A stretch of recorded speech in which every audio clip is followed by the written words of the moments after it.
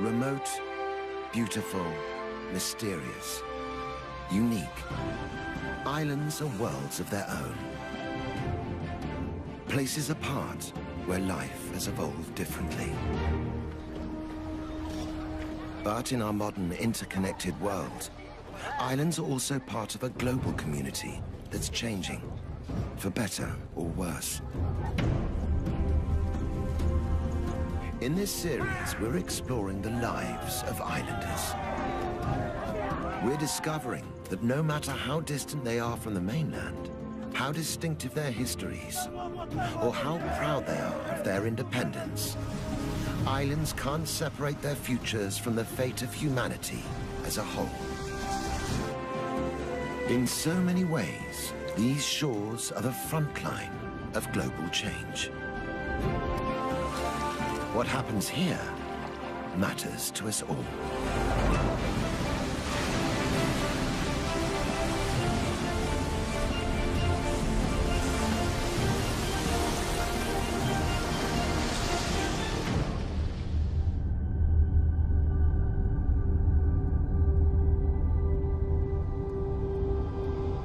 Amid the vast expanse of the South Pacific, isolated by the endless blue, is the Republic of Fiji.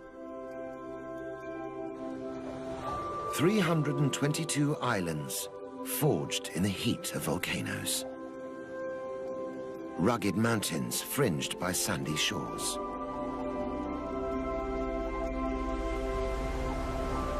Behind the shelter of its coral reefs, Fiji nurtured a vibrant and unique way of life.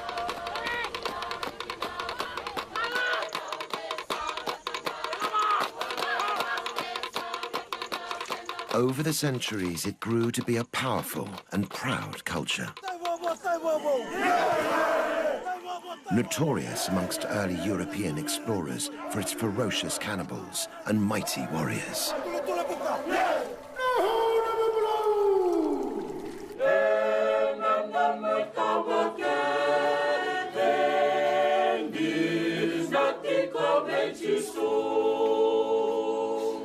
When the British imposed their rule, they brought Western ways and Christianity. They also brought waves of immigrants to farm fertile fields of sugarcane. Indian laborers, whose presence here was a trigger for conflict and violence.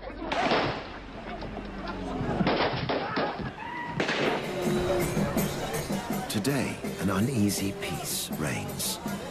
The new and old ways sit side by side. And the latest arrivals are tourists, for whom Fiji's islands are a tropical paradise.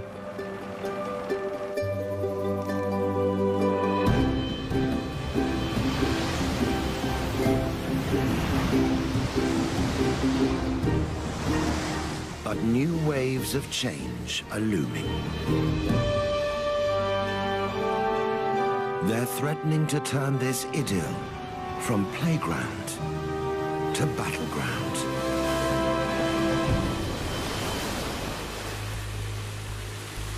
Sometimes the danger is all too obvious. But for those who know where to look, the effects can also be seen in the depths of the forests and beneath Fiji's blue lagoons. Sea temperatures are rising, coral reefs are dying, and the natural breakwater that protects Fiji's shoreline is being washed away. It's islanders who are on the front line of the fight to restore the balance. Strong and resilient, they also know how to nurture and heal. Now they are drawing on both sides of their nature to face the tests the world is throwing at them. Will it be enough to keep this paradise sunny in the teeth of the gathering storm?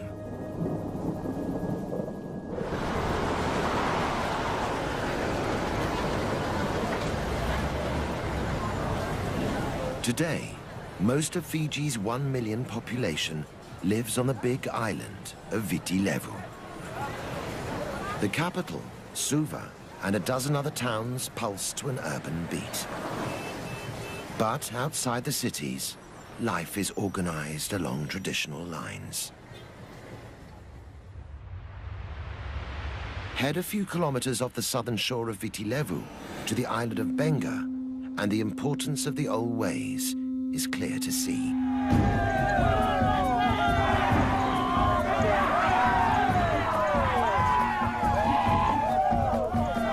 Here, ancient rituals evoke a pre-contact, pre-Christian world.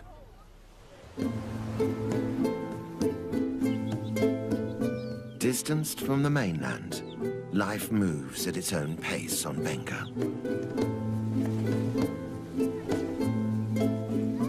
Underpinning this modern-looking village is a unique way of life, where ancient traditions still survive.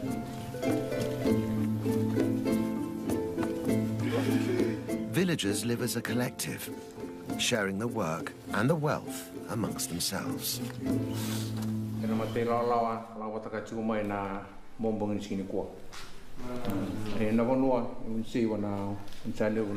They are led by this man, Tui Sau.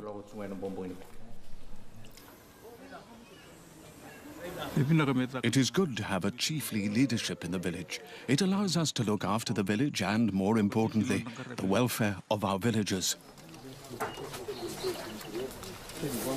Today, Tui has ordered the villagers to prepare for an incredible ritual, which proves the power of the old tribal ways. They fire up the lovo, or ground oven, for a celebratory feast. Every family has a specific role to play.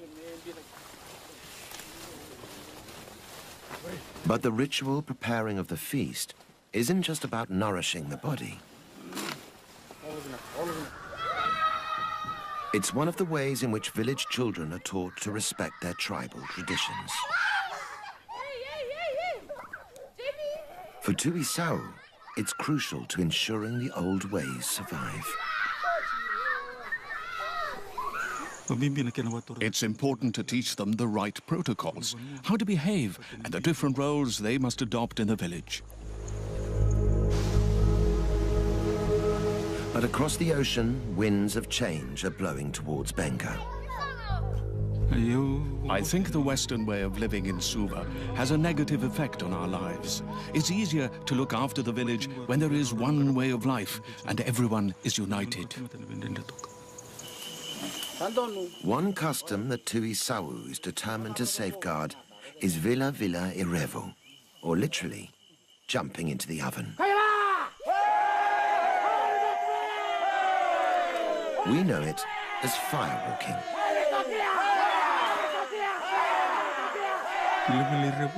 Firewalking has been around for as long as Benga itself. Our fathers and their forefathers have been firewalking all of their lives, and now we firewalk also.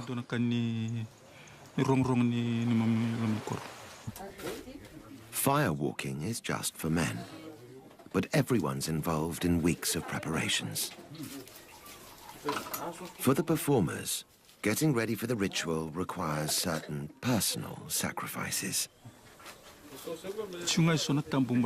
There are a few taboos. The most important is that the firewalkers must not sleep with their wives for 4 nights beforehand, and they can't eat coconut or burnt foods either. Before the firewalking, a ceremonial meke evokes the Sau tribal spirit.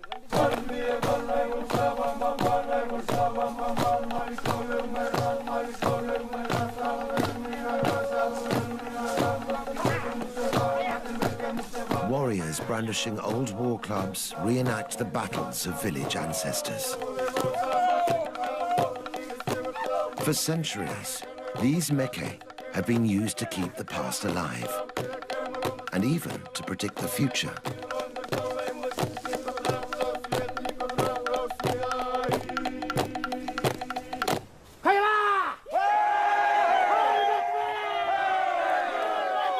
The priest starts the ritual, calling the firewalkers to prepare the flaming pit.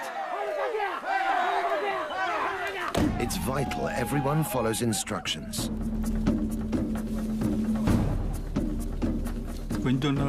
If someone breaks the rules or taboos, they will get burnt. They can be bedridden for 4 months and must be nursed at home until the burns heal. Finally, the pit is ready.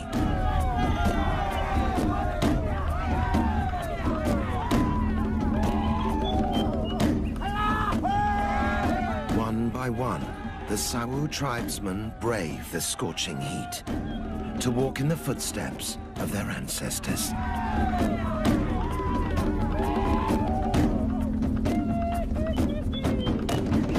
They finish unscathed, the honor of the tribe upheld.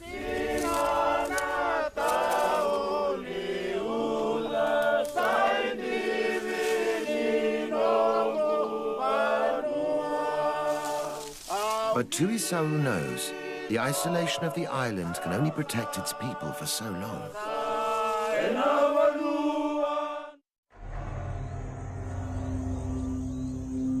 Dark clouds are gathering on Benga's horizon. Change is coming that even the firewalkers and their prophetic rituals cannot foresee.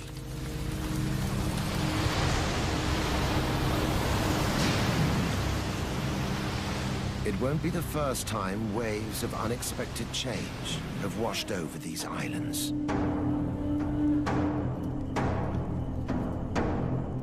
Less than 200 years ago, Fiji was a cannibal society. Tribal warfare was commonplace. Eating your enemy was the ultimate revenge.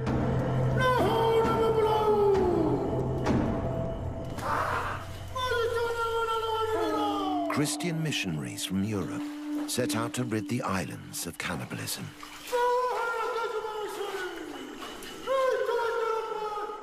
In 1867, Thomas Baker, an ambitious young minister, would pay the ultimate price. Declared an enemy, Baker was offered up as a sacrifice to the tribal war god. Then slaughtered, cooked, and eaten.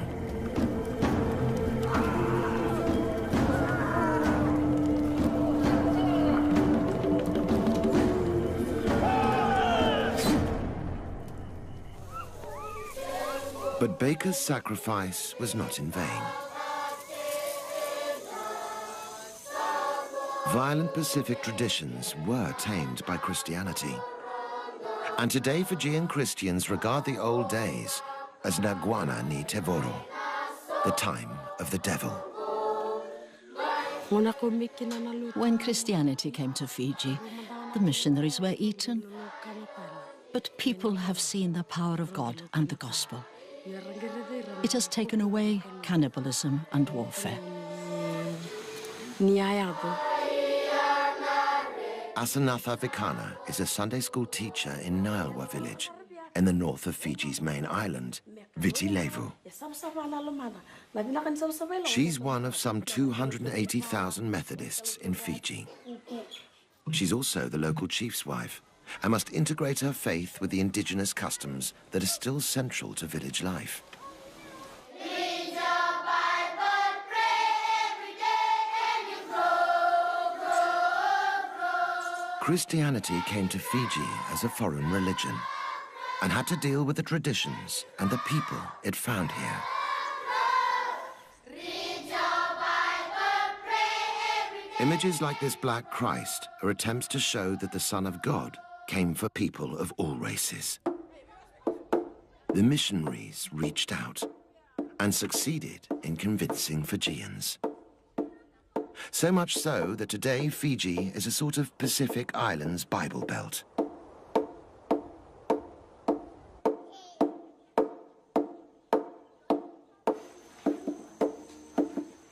Although the days of tribal warfare are behind them, the villagers still have a tribal approach to worship.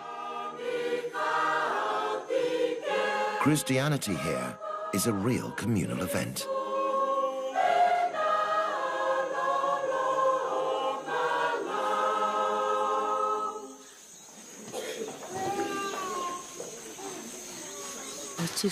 God has given us love for one another within our community. That's why our village is united. Also uniting the village is Asanatha herself. As the chief's wife, she shares his responsibility for the community's well-being. I am the mother of the village. If someone is hungry, it is my job to give them food. If someone comes crying, if there is a problem, it's my responsibility to provide them with what they need. In 2004, that responsibility inspired Asanatha to dream of big changes. Realizing Niawa's children had no access to nursery school, Asanatha started the region's very first kindergarten. It's important for the children to have an education. Education can bring about change in our village. Now, there's a network of kindergartens in the surrounding villages.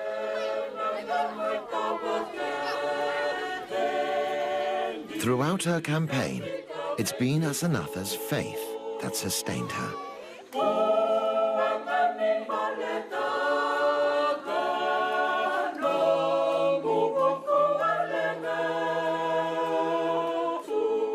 But the new faith and the old ways don't always go harmoniously together. Echoing around the national stadium is a voice from Fiji's ancestral past.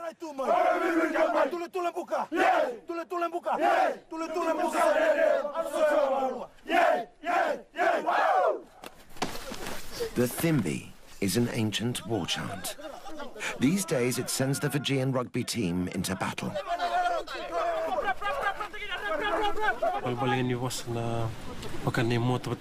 The words mean, we have our shields and our spears, and we're going into battle. We're telling our opponents, we'll take you down. Now the Thimbi has become a rallying cry for ancient customs threatened for being un-Christian.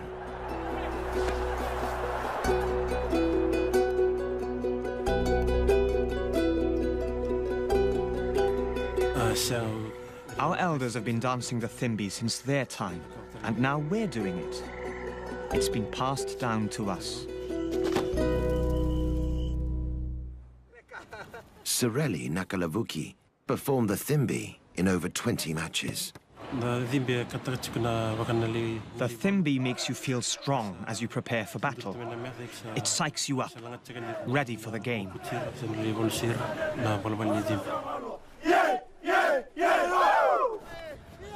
But some church authorities didn't see it that way. In 2009, they declared the old war chant ungodly. With the support of the team pastor, they demanded a ban. Under heavy pressure, the team broke a 70-year tradition.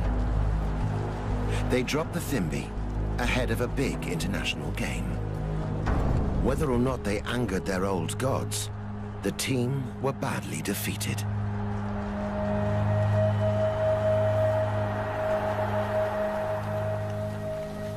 For rugby fans across Fiji, this was the cue to tackle the authorities head-on.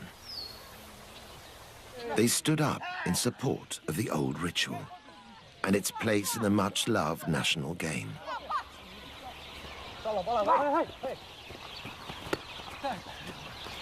Like Christianity, rugby was brought here by Europeans, and it's been passionately embraced. Rugby is slowly becoming a religion in Fiji. There's a lot of support and encouragement for rugby in the villages.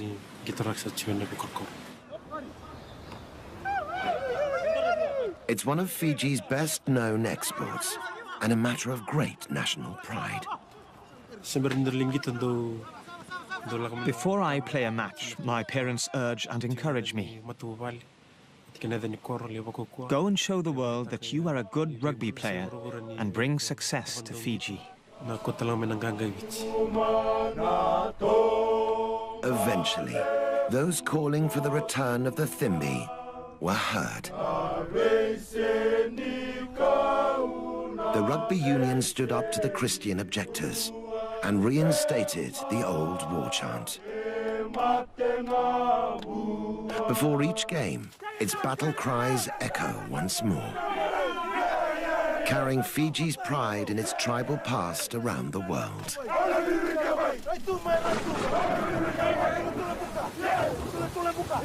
But while the team represent their nation with pride, the future of their island looks dangerously uncertain.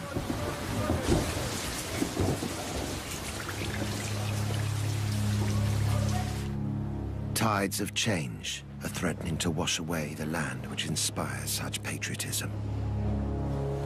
Fiji and the whole world is feeling the effects of climate change. A big factor on the island is the El Niño weather pattern. When warm sea currents and trade winds weaken or change direction off the South American coast, El Niño can cause dramatic variations in weather.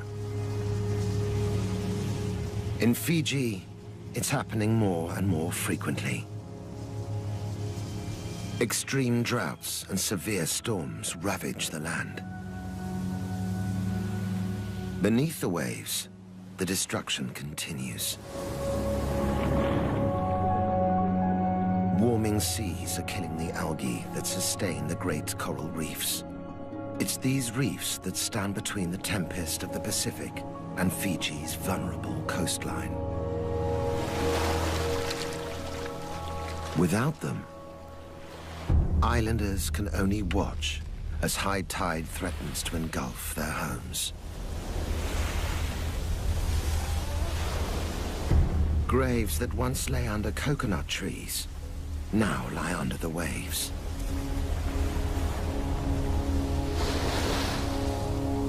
History is being washed away.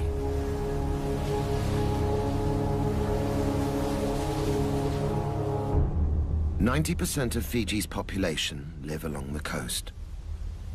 Many are wondering if it's time to head for the hills.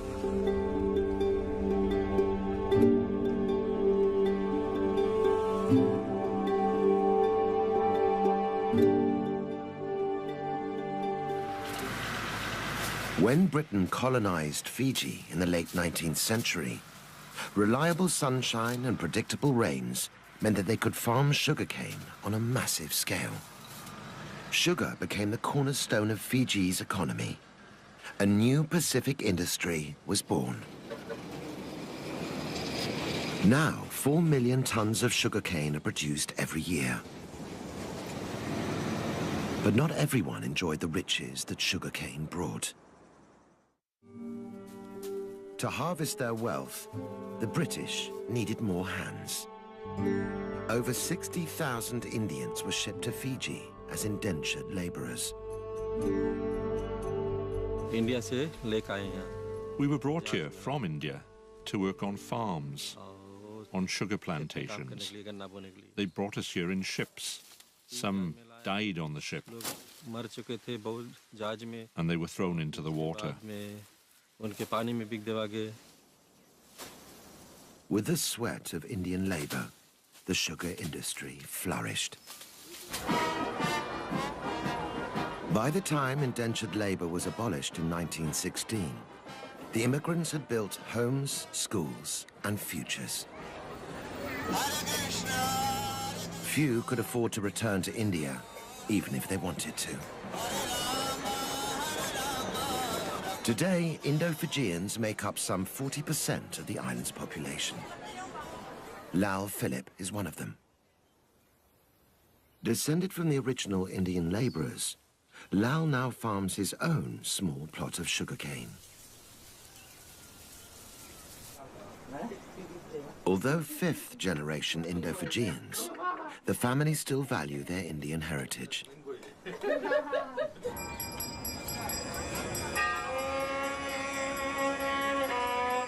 Their Indian spirituality has taken root in their adopted homeland.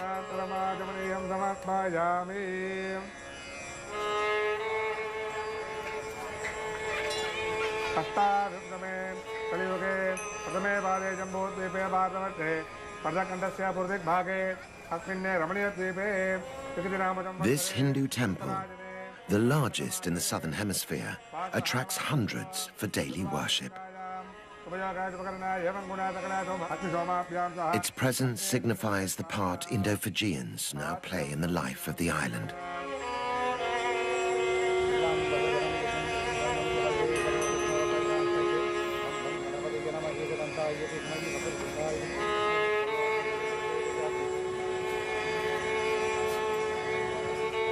Inside, the devoted worship Lord Murugan, the guardian deity of the seasonal rains.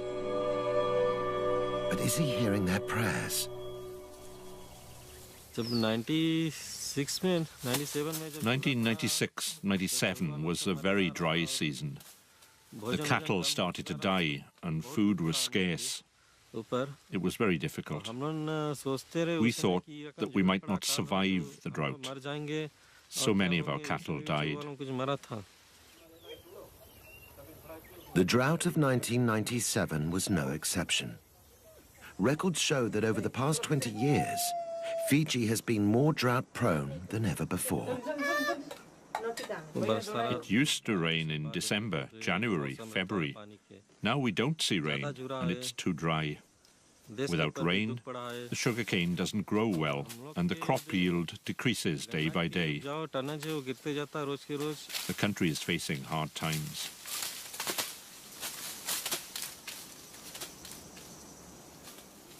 But for farmers like Lal, it's not just the weather that could ruin the harvest.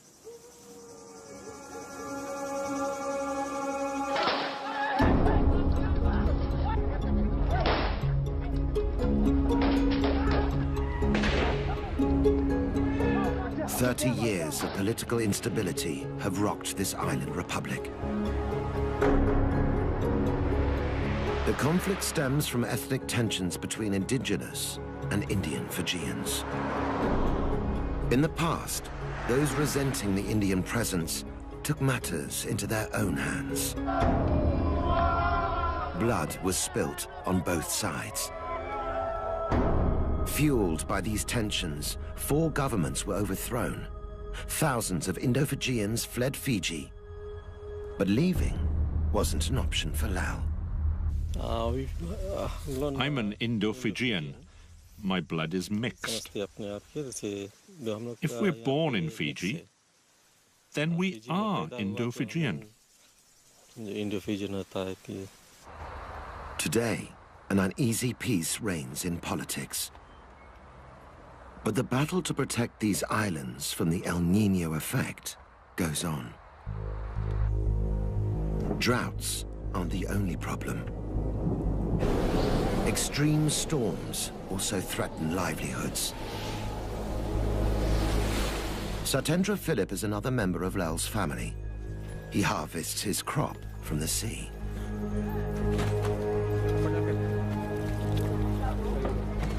We used to have good weather, but now it's very unpredictable. With no warning, the sea can get very rough. All sorts of changes are happening. Even on a beautiful day, beneath the calm ocean surface, there are dangerous currents of change. Powered by El Niño, they bring unseasonably violent weather. Fishermen like Satendra are caught in the eye of the storm. Once I forgot my radio at home. When I was out at sea, another boat warned that a hurricane was coming, so we took shelter on a nearby island. It was a very frightening experience, and we thought a lot about our families. My boat was damaged. It was one of the most difficult moments I've ever faced. Big storms are also bad news for fish stocks. Powerful waves can damage the coral reefs. Without these reefs for food and protection, fish are disappearing.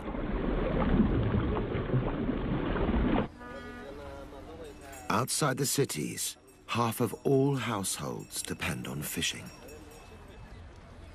The changes in weather threaten their whole way of life. Their children face an uncertain future. If the extreme weather continues, it's not just the farmers and fishermen that will be affected.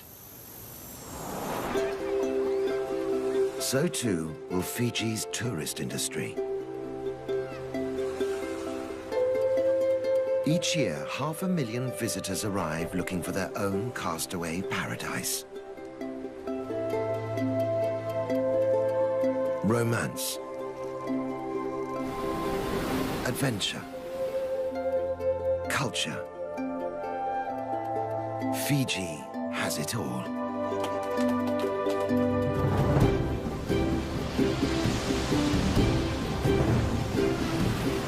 Today, the island boasts one of the most popular surfing swells in the world.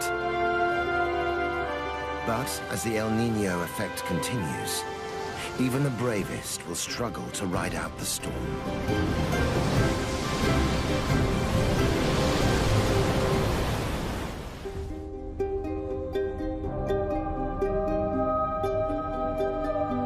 Inland, there's a different landscape at risk.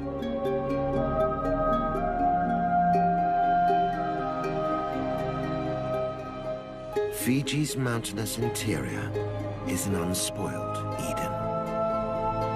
Imposing cliffs conceal rare orchids. Tropical rainforests hide a lush diversity of life.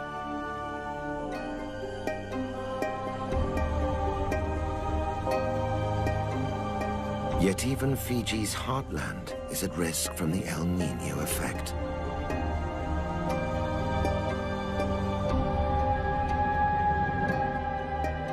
An increase in extreme weather is causing vast landslides and devastating floods.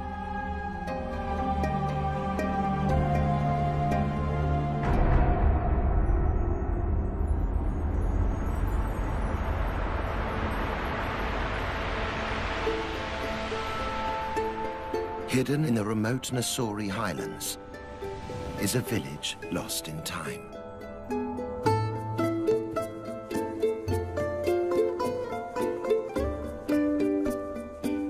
Navala is a Fijian village in the most traditional sense.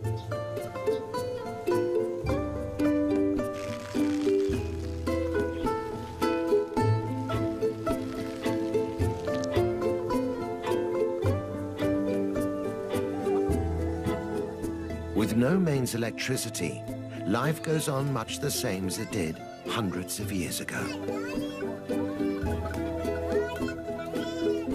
Everybody works together for the good of the community. Homes are built, children are taught, and the sick are treated at no cost to the individual.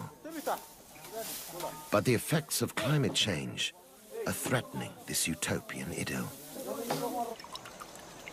Mili Sura is medicine woman to more than 500 villagers. She comes from a long line of traditional healers.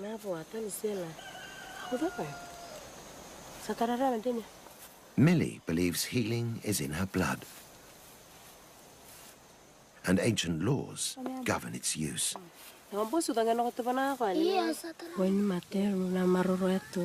I keep my knowledge of medicine making a secret. I can't tell anyone else because if I make this knowledge public, it can reduce the effects of the medicine. Mili sees her patients every day, and their complaints are seasonal.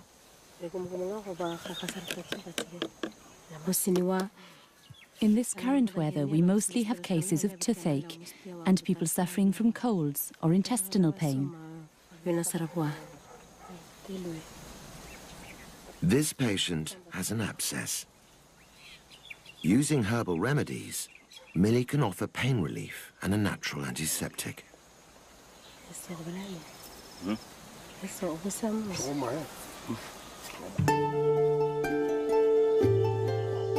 For ingredients, she's totally dependent on the huge natural pharmacy on her doorstep.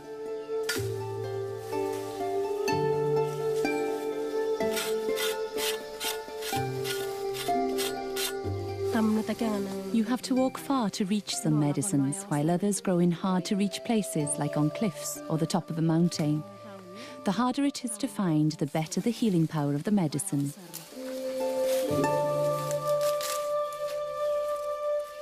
These days, Millie's remedies are in great demand. The change in weather brings with it numerous infections.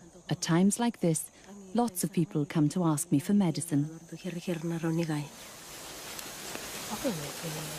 People here have come to understand how the plants and herbs which grow around them can keep their families healthy.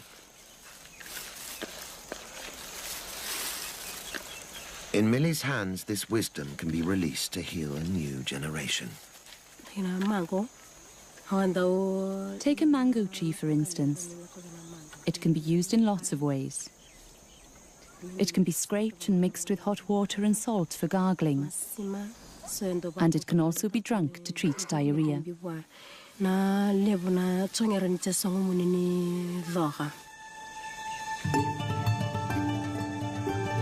Diarrhea can be a killer in this village, particularly to the very young.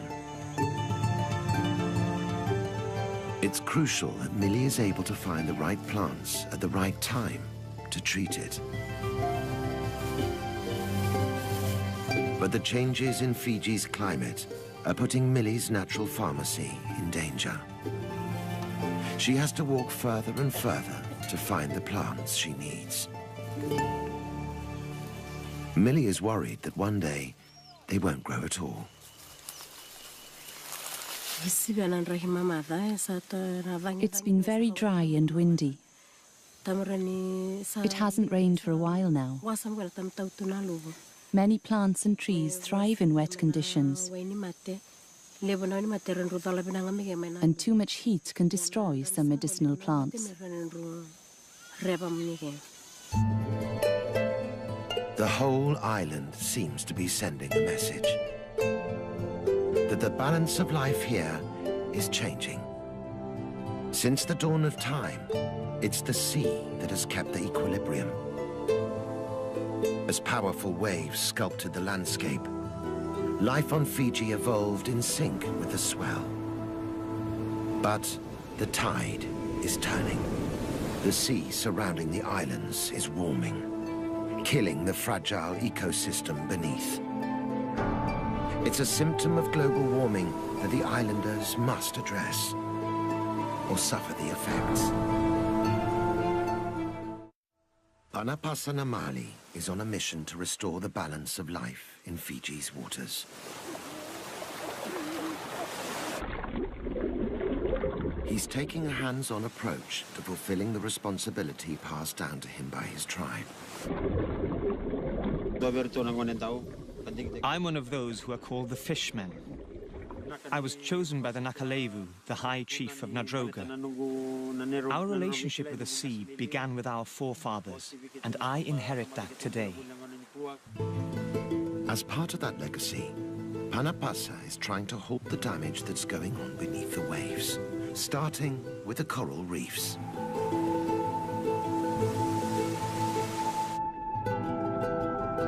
These reefs shield the island by absorbing the force of the powerful Pacific waves.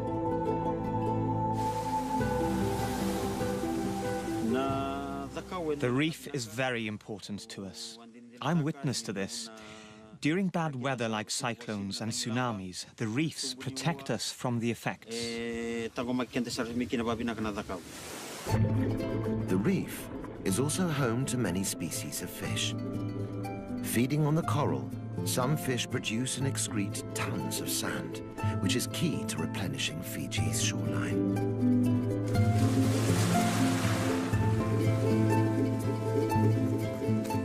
But this delicate ecosystem is being washed away. Under the heat stress of warming seas, Fiji's coral reefs are dying.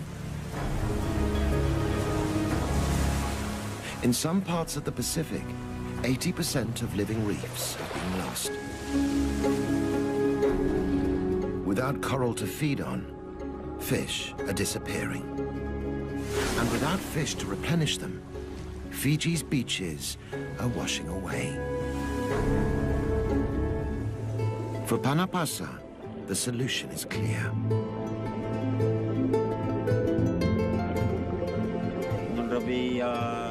The relationship between the fish and the sea needs to be revived. We need to restore life to the waters. One way to bring back the balance is to restore the coral reefs. On the island of Motoriki, villagers are doing just that. They've started to farm coral on a scale that could make a difference. Using artificial trays to grow cuttings of wild coral, they hope to bring their reef back to life.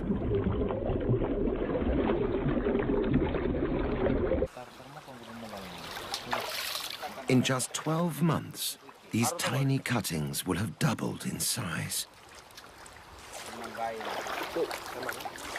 The adult corals will then be replanted onto dying reefs, bringing them blossoming back to health.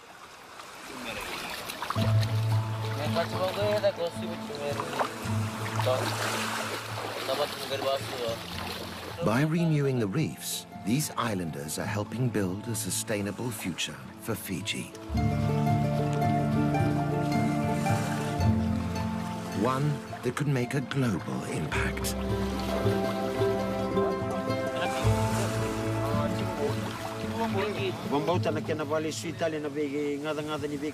I believe that if we keep making efforts to give back, to renew our water and our seas, our corals and our fish, our efforts will become known all over the world.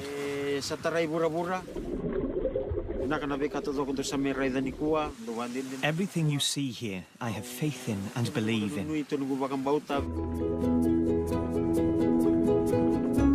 Though it's too early to see long-term results, the signs are promising. The islanders have started the fight back against climate change in Fiji.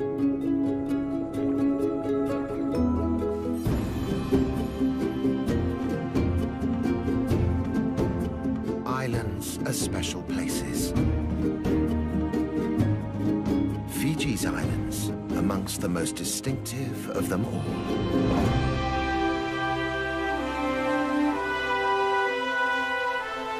The Postcard Island Paradise. This is the beauty that has carried Fiji's name far and wide. But if this was once a place where time stood still, now the islands are in their 11th hour. The isolation that preserved their ancient rituals no longer provides sanctuary.